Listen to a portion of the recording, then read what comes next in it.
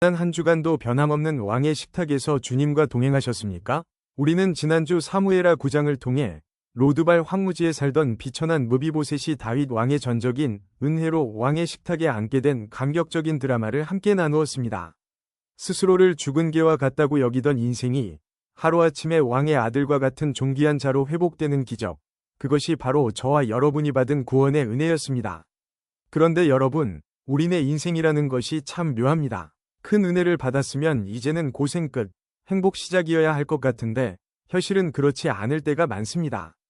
해피엔딩으로 끝날 것 같았던 무비보셋의 인생에 몇 년 뒤 예기치 않은 거친 비바람이 몰아칩니다.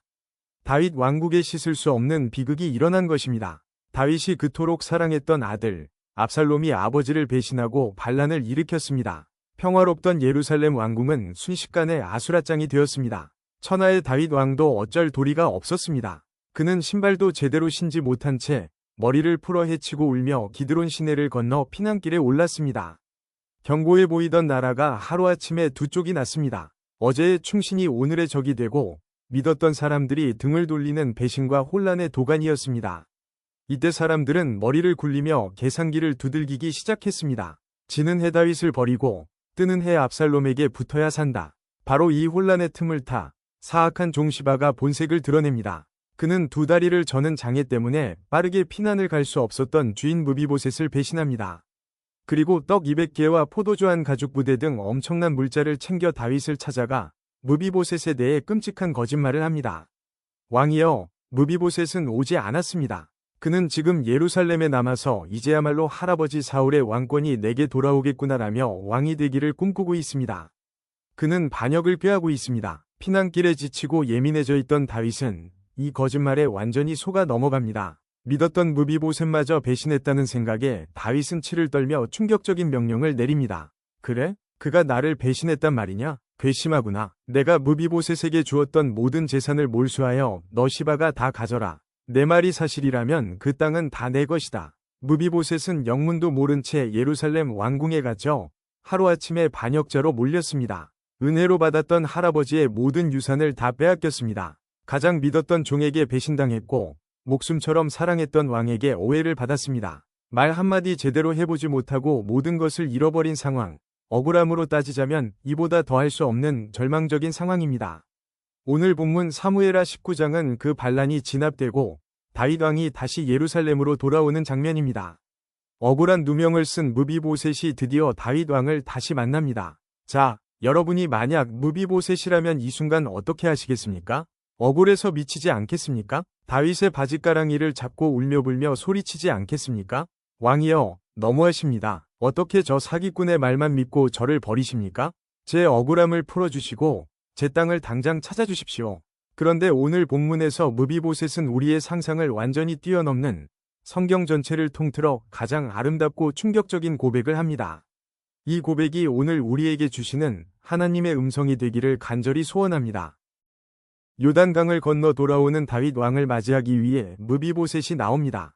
그런데 성경은 그의 겉모습을 아주 상세하게 클로즈업해서 보여줍니다. 본문 24절을 다 함께 보십시오. 그는 왕이 떠난 날부터 평안히 돌아오는 날까지 그의 발을 맵시내지 아니하며 그의 수염을 깎지 아니하며 옷을 빨지 아니하였더라. 여러분, 이 모습을 한번 깊이 상상해 보십시오. 오랫동안 빨지 않아 냄새나는 옷, 덥수룩하게 자라 얼굴을 덮은 수염, 씻지 않아 때가 낀 발. 이것이 단순히 그가 게을러서 씻지 않은 것일까요? 아닙니다. 고대 근동 문화에서 수염을 깎지 않고 옷을 빨지 않는 행위는 가장 깊은 슬픔과 애도를 표현하는 종교적 의식입니다. 무비보셋은 다윗이 피난을 떠난 그날부터 텅 빈 왕궁에서 자신도 죄인처럼 지냈습니다. 그는 스스로에게 이렇게 말했을 것입니다. 우리 왕께서 지금 광야에서 노숙하며 울고 계시는데 내가 어찌 발을 씻고 따뜻한 밥을 먹으며 편하게 자겠는가? 왕이 돌아오시기 전까지 내 인생에 기쁨은 없다. 나도 왕과 함께 고난받겠다. 그는 지난 수개월 동안 수도승처럼 금식하며 고행의 시간을 보낸 것입니다. 아무도 보지 않는 골방에서 혹시나 압살롬의 군대가 들이닥치면 죽을 수도 있는 위험 속에서 왕의 안위를 위해 기도하며 눈물로 밤을 지새웠을 것입니다. 반면 그를 모함했던 종 시바는 어땠습니까?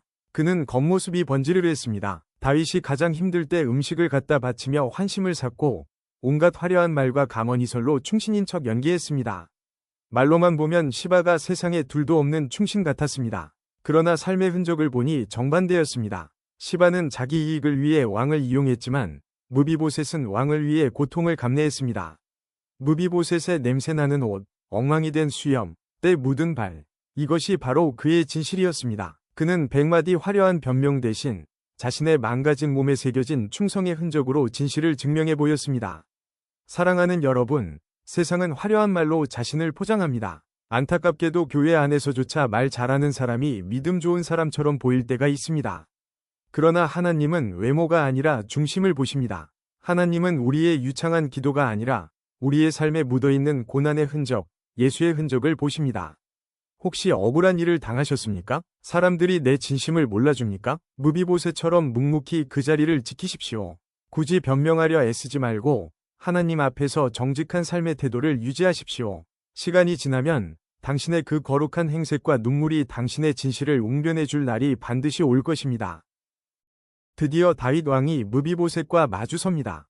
다윗도 산전수전 다 겪은 노련한 왕입니다. 무비보셋의 초라한 행색을 딱 보는 순간 직감적으로 깨달았을 것입니다. 아, 내가 속았구나. 시바가 거짓말을 했구나. 무비보셋은 나를 배신한 것이 아니었구나. 이 녀석은 진심으로 나를 기다렸구나. 그렇다면 이제 다윗은 어떻게 해야 합니까? 정의로운 왕이라면 당연히 사기꾼 시바를 엄벌에 처하고 무비보셋의 명예를 회복시켜주고 빼앗은 재산을 100% 돌려주어야 마땅하지 않겠습니까? 그것이 상식이고 공의입니다. 그런데 29절에서 다윗은 아주 애매하고 우리를 당황하게 만드는 판결을 내립니다. 왕이 그에게 이르되 네가 어찌하여 또 내 일을 말하느냐. 내가 이르노니 너는 시바와 밭을 나누라 하니 반반씩 나눠라. 이게 도대체 무슨 판결입니까? 솔로몬의 재판처럼 지혜로운 판결이 아닙니다. 이것은 비겁한 정치적 타협입니다. 피해자와 가해자 보고 재산을 반씩 나누라니요? 결백한 무비보셋에게는 너무나 가혹한 처사입니다. 물론 다윗의 입장도 이해는 갑니다. 다윗은 지금 지쳐 있습니다. 반란은 진압됐지만 내전의 상처가 깊습니다. 피난길에 자신을 도왔던 베냐민 지파의 유력자 시바를 완전히 내치기에는 정치적 부담이 컸을지도 모릅니다. 그래서 어정쩡하게 양비론을 펼치며 상황을 덮으려 합니다. 혹은 어쩌면 다윗은 무비보셋의 진심을 마지막으로 시험해보고 싶었는지도 모릅니다. 과연 이 녀석이 원하는 것이 잃어버린 땅인가? 아니면 돌아온 나인가? 이유야 어찌 되었든 무비보셋 입장에서는 기가 막힐 노릇입니다. 억울해서 피가 거꾸로 솟을 상황입니다. 왕이시여, 그게 무슨 말씀입니까? 저는 결백합니다. 저 사기꾼과 제 재산을 나누라니요? 너무 불공평합니다. 제 땅을 다 돌려주십시오. 라고 항변해야 정상입니다. 우리가 아는 세상의 셈법, 자본주의의 셈법으로는 단 1%도 뺏길 수 없습니다. 100%를 되찾아야 합니다. 그런데 바로 이 긴장된 순간 침묵을 깨고 무비보셋의 입에서 터져나온 고백은 세상의 모든 계산법을 완전히 파괴해버립니다. 이것은 성경 전체에서도 가장 고귀하고 아름다운 은혜 입은 자만이 할 수 있는 위대한 고백입니다. 본문 30절 말씀을 우리 다 함께 무비보셋에 떨리는 심정이 되어 봉독하겠습니다. 무비보셋이 왕께 아뢰되 내 주 왕께서 평안히 왕궁에 돌아오시게 되었으니 그로 그 전부를 차지하게 하옵소서 하니라. 왕이여, 반반이라니요? 나누다니요? 아닙니다. 시바에게 다 주십시오. 100% 다 줘버리십시오. 저는 땅 한 평도 필요 없습니다. 저는 왕께서 살아서 돌아오신 것, 다시 왕의 얼굴을 뵙게 된 것, 그것 하나면 충분합니다. 할렐루야. 여러분, 이 고백의 무게가 느껴지십니까? 지난주 설교를 기억해 보십시오. 무비보셋에게 그 밭이 어떤 의미였습니까? 몰락한 가문을 일으킬 유일한 유산이자 자신의 생존 수단이었습니다. 엄청난 부였습니다. 시바가 탐낼 만큼 거대한 재산이었습니다. 그러나 무비보셋은 지금 선언합니다. 내게는 떡보다 왕이 더 소중합니다. 시바라는 사람은 다윗을 이용해 땅을 얻으려 했습니다. 시바에게 다윗은 수단이었고 목적은 돈이었습니다. 그래서 왕이 쫓겨날 때도 투자를 했고 왕이 돌아올 때도 줄을 섰습니다. 그러나 무비보셋에게는 땅이 수단이었고 목적은 오직 다윗이었습니다. 무비보셋은 9장에서 자신을 죽은 개라 했고 오늘도 자신을 죽은 사람이라 고백합니다. 왕자로 살았지만 자신이 여전히 은혜 없이는 살 수 없는 존재임을 잊지 않았습니다. 그는 분명히 알았던 것입니다. 자신이 로드발 구석에 처박혀 죽은 개처럼 살 때 자신을 찾아내어 생명의 식탁에 앉혀준 분이 누구인지. 그 은혜의 원천이 땅 문서가 아니라 다윗 왕이라는 사실을 뼈저리게 알고 있었습니다. 그렇기에 그는 깨달았습니다. 왕이 없으면 그 많은 밭도 아무 소용이 없고 왕이 나와 함께 계시면 내가 빈털털이라도 나는 모든 것을 가진 자다. 이것이 진짜 은혜 받은 자의 성숙함입니다. 어린아이는 아빠의 손에 들린 장난감만 봅니다. 아빠가 퇴근해서 들어오면 선물 사왔어? 라고 묻습니다. 선물을 안 주면 웁니다. 하지만 철이 들면 아빠의 눈을 봅니다. 아빠, 오늘도 수고하셨어요. 아빠가 오셔서 너무 좋아요. 선물 없어도 돼요. 이것이 사랑입니다. 무비보셋은 지금 어린아이의 신앙을 넘어 성숙한 사랑의 고백을 드리고 있는 것입니다. 오늘날 우리의 신앙은 시바입니까? 무비보셋입니까? 우리는 주님을 사랑한다고 입술로는 고백합니다. 주 예수보다 더 귀한 것은 없다. 고 찬양합니다. 하지만 실상은 주님이 주시는 밭을 더 사랑하고 있지는 않습니까? 하나님, 사업 잘 되게 해주세요. 아파트 당첨되게 해주세요. 자녀 성공하게 해주세요. 물론 구해야 합니다. 하나님은 복 주시는 분이십니다. 하지만 만약 하나님이 욥처럼 그것을 거두어 가신다면요? 억울하게 빼앗긴다면요? 그때도 주님, 다 가져가셔도 좋습니다. 저는 예수님 한 분이면 충분합니다. 라고 고백할 수 있습니까? 오늘 무비보셋은 우리에게 도전합니다. 당신의 전부는 무엇입니까? 사라질 밭입니까? 영원한 왕입니까?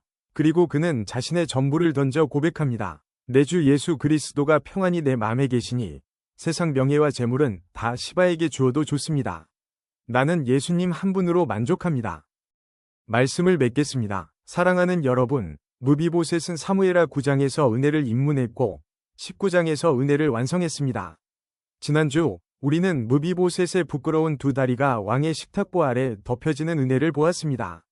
무비보셋은 그 은혜를 잊지 않았습니다. 나 같은 죄인을 덮어주시고 가족 삼아주신 그 사랑이 너무 크기에 이제 그는 눈앞의 이익이나 땅 문서 따위는 시바에게 던져줄 수 있는 담대함을 얻었습니다. 9장의 무비보셋이 밥을 먹는 수혜자였다면 19장의 무비보셋은 밥그릇을 내려놓는 진정한 예배자가 되었습니다. 이것이 우리가 가야 할 신앙의 길입니다. 오늘 이 말씀을 우리의 삶에 세 가지로 적용하며 나아가길 원합니다. 첫째, 오해받을 때 변명하지 말고 삶으로 증명하십시오. 억울한 일이 있어도 무비보셋처럼 묵묵히 주님만 바라보십시오. 수염을 깎지 않고 왕을 기다렸던 그 중심을 하나님은 다 아십니다. 하나님이 아시면 된 것입니다. 사람에게 인정받으려 애쓰지 말고 하나님 앞에서 코람데오의 삶을 사십시오. 둘째, 손해볼 때 계산하지 말고 양보하십시오. 세상 사람들처럼 반반 나누자, 내 목 내놔라, 법대로 하자 하며 악착같이 싸우지 마십시오.